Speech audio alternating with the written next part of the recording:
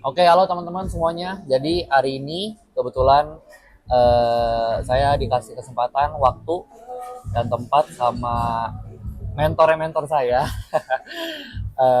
Om Teddy Endriana, seorang 6A4-5 di Enajik. Om, terima kasih buat waktunya Om ya. Oke, Jadi saya akan nanya 5 pertanyaan aja nih.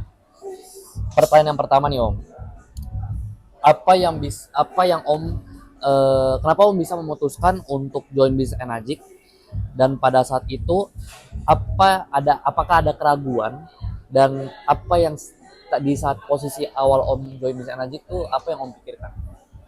oke. Ini buat Om Deddy ya. Ya, Jadi apa yang membuat Om Deddy memutuskan untuk join Enagic? betul. Alasan ya, Iya, dan keraguan apa gitu kan yang ada di pikiran pada saat itu. Jadi Om Deddy ini pertama-tama Om Deddy mau bilang Om Deddy sudah berkarir di Enagic ini 14 tahun, kurang lebih 14 tahun. Dan kalau bicara 14 tahun yang lalu, posisi Om Deddy itu posisi yang dalam kondisi yang tidak baik secara finansial. Artinya kalau bicara kasarnya lagi bangkrut ya. iya, Jadi pada saat itu Om Teddy cuman berdoa setiap hari untuk Tuhan bisa pertemukan Om Teddy itu sebuah kesempatan untuk bisa merubah finansial. iya, Artinya di dalam doa ini selalu meminta kira-kira apa sih yang bisa membuat hidup Om Teddy secara finansial ini bisa lebih baik dan sangat baik ya. Nah, singkat cerita dari jawaban doa itu ada seorang teman yang ngajak ketemu dan Om Teddy iyakan. Nah, sementara kalau lihat teman-teman yang lain, Om Teddy itu belajar gini. Kenapa Om Teddy selalu positif terhadap ajakan teman-teman untuk ketemu, padahal mereka juga jarang-jarang ketemu kan? Karena kita nggak pernah tahu di dalam doa kita, jawaban doa kita itu akan dibawa oleh siapa itu kita nggak pernah tahu. betul. So kita harus selalu positive thinking terhadap siapapun yang akan ketemu dengan kita, karena mungkin bisa jadi teman kita itulah yang akan membawa pesan untuk jawaban doa kita. Oke, karena permasalahannya kan setiap jawaban doa kita ini kan nggak mungkin Tuhan langsung jawab melalui notifikasi WhatsApp gitu loh. Iya, Kita punya utang 1 miliar, kita berdoa semalam dan kita minta Tuhan tolong lunasin utang kita. iya, Terus konyong-konyong pagi-pagi tiba-tiba ada notifikasi WhatsApp telah ditransfer uang 1 miliar untuk membayar utang kamu, iya, ya tertanda dari Tuhan, kan nggak mungkin ya. iya, betul. Jadi artinya memang jawabannya pasti selalu dari orang-orang di sekitar kita, siapapun mereka. Jadi pada saat teman Om Teddy itu datang, ya singkat cerita kita ketemu dan dia cerita, sebenarnya juga ada keegoan gitu loh pada saat itu buat Om Teddy. Kenapa? Karena yang datang usianya teman Om Teddy yang 10 tahun lebih muda. Jadi dia ingin menawarkan sesuatu dan Om Teddy juga sebenarnya ingin menawarkan sesuatu juga, karena Om Teddy juga sebenarnya sedang menjalankan sesuatu tapi ya untuk bertahan hidup lah. Iya, Jadi menjalankan sesuatu bertahan hidup dan Om Teddy tetap mencari peluang yang lainnya. Singkat cerita, dia cerita tentang sebuah konsep ya, tentang uh, konsep bagaimana kita bisa hidup sehat dengan cara yang sederhana, dengan minum air yang mengandung antioksidan dan seterusnya. Dia demokan dan lain sebagainya. Sampai akhirnya Om Teddy melihat sebuah demo di mana minyak nyampur sama air. Di saat itulah seperti ada terang yang ada di atas kepala, di mana Om Teddy bilang bahwa wah, ini saya bisa punya uang banyak dari sini. Jadi kayak ada sebuah keyakinan yang keluar tiba-tiba dari hati bahwa wah, ini peluang yang bisa merubah hidup saya gitu. Lalu dilanjutin nih cerita tentang eh, apa namanya, tentang compensation plan-nya, iya, tentang pembagian bonusnya. Wah, Om Teddy lebih semangat lagi. Ini yang dicari gitu loh. Konsep yang sederhana yang kita bisa lakukan dan kita bisa dapetin duit banyak. Jadi pada saat itu tuh antusias yang menggebu-gebu karena Om Teddy ngelihat ini sebuah jalan, sebuah kesempatan bisa merubah hidup. Tapi pada saat itu tiba-tiba Om Teddy sadar gitu loh. Wah, gimana cara mulai bisnis ya? Gue kan nggak iya, punya uang gitu loh. iya, Tapi nggak ada alasan untuk nggak ngambil bisnis itu, nggak ambil peluang itu.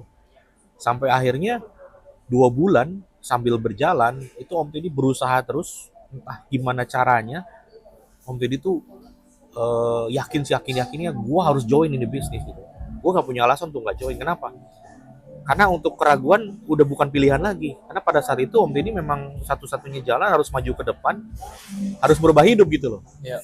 Dan ketika ngelihat informasi itu, informasi yang menurut Om Teddy, kita bicara air putih. Siapa sih yang nggak minum air putih gitu? Betul. Jadi ini kesempatan gitu. Ya.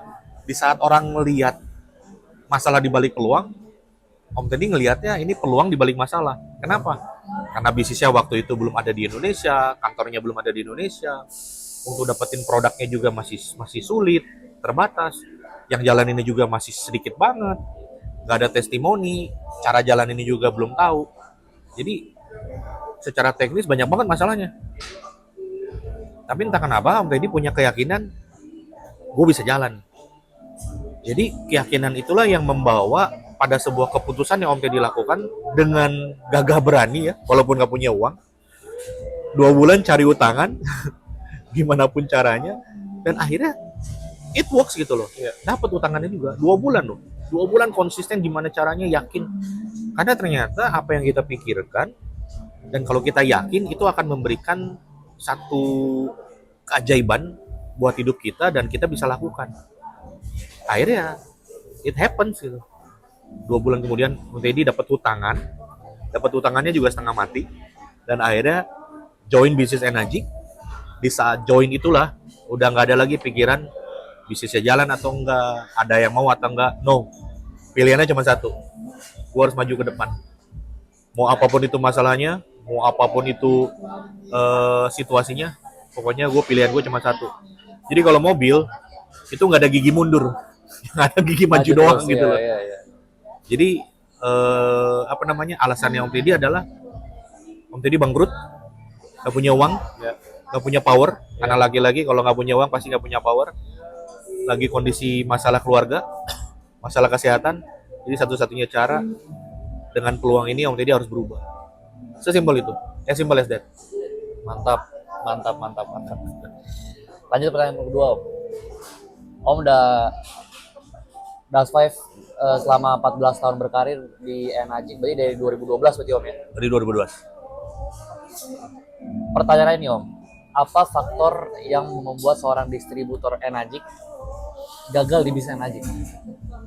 Oke. Kalau bicara kegagalan itu sebenarnya faktornya banyak. Tapi umum ya, yang umum aja. Oke. Paling umum. Yang paling umum adalah karena mereka nggak punya alasan. Alasan itu adalah motivasi. Semua orang punya alasan. Apapun itu kegiatan mereka, aktivitas mereka, pekerjaan mereka, semua apapun punya alasan. Ya. Contoh, kenapa kita bisa ada kenapa kita bisa ada di sini, kita berkumpul di sini, ya kita bisa makan bareng karena ada alasan. Kita mau ngobrol, ya. Kenapa Om Teddy dari Bandung ke Jakarta? Om Teddy punya alasan, karena ada event di kantor dan kita bisa meeting dan kita bisa ketemu, oke? Kenapa orang mau menikah? Karena punya alasan. Betul. Karena mereka ingin berpasangan, mereka ingin berkeluarga, mereka pengen punya keturunan dan lain sebagainya. Ya. Jadi semua punya alasan, oke? Dan semua terjadi karena sebuah alasan.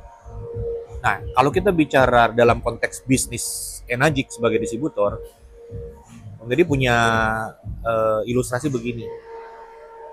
Kalau misalnya orang tuh sebenarnya tuh nggak penting dengan pekerjaannya, orang tuh sebenarnya penting dengan alasannya. Contoh, kalau misalnya Om Teddy nanya sama Matthew, Ya. Matthew, ini Om Teddy punya mobil, jam 12 siang nih, Matthew cuciin mobil Om Teddy mau nggak? Enggak lah, kalau nggak dibayar ngapain? Nah, berarti kan alasannya ada dibayar nih, Iya. poinnya ada dibayar kan? Iya. Tapi kalau misalnya lagi nih, Matthew, mau nggak cuciin mobil Om Teddy? Jam 12 siang panas nih. Tapi setelah cuci mobil, Om Teddy transfer 10 juta. Kira-kira mau dong? Mau lah. Jadi artinya ada sebuah alasan yang membuat Matthew mau mengerjakan itu walaupun harus panas-panasan, Ya. walaupun harus berkeringat, tapi dijalanin. Karena ada alasan. Oke? Contoh lain. Misalnya, kalau bicara sebuah pilihan, Matthew ini terlepas, ini tidak mengecilkan pekerjaan seseorang ya. Ya. Tapi misalnya Matthew mau nggak bersihin toilet umum misalnya? Enggak, karena pekerjaannya berat, dan yang kedua gajinya tidak seberapa. Oke. Karena mungkin buat Matthew masih ada pilihan lain Betul. untuk melakukan itu dengan kompensasi yang mungkin bisa lebih baik daripada Betul. itu. Ya, sekali lagi bukan berarti mengecilkan pekerjaan itu, tapi artinya sekarang kalau pada umumnya orang ditanyakan mau nggak bersihin toilet umum, tapi setiap bulan dikasih gaji 100 juta. Siapa yang nggak mau? Siapa yang nggak mau? Iya. Berarti artinya bukan karena pekerjaannya, tapi karena ada alasannya sehingga orang itu mau mengerjakan dan mau menerima. Betul. Setuju? Betul. Jadi kenapa orang banyak yang gagal? Karena mereka nggak punya alasan yang cukup kuat untuk mereka menjalankan ini. Ya alasannya bukan cuma sekedar uang saja, tapi juga ada alasan misalnya mereka bisa mewujudkan impian, mereka pengen jalan-jalan ke luar negeri, mereka pengen menikah, mereka pengen bayar misalnya ada hutang yang harus dibayar, mereka pengen punya rumah, mereka pengen punya kendaraan sendiri. Itu adalah alasan, yang dimana alasan itu menjadi kuat, dan mereka dengan alasan itu mereka mau mengerjakan sesuatu. Iya. Walaupun mereka awalnya nggak suka, mereka akan jadi suka, mereka akan menikmati. Betul. Sejalan dengan waktu. Kenapa? Karena ada alasan yang bisa membuat mereka menjalankan itu. Mantap. Oke. Berarti selama 14 tahun berkarir ini bisa dibilang di Enagic ya, fun berarti Om ya? Ya, kita harus fun.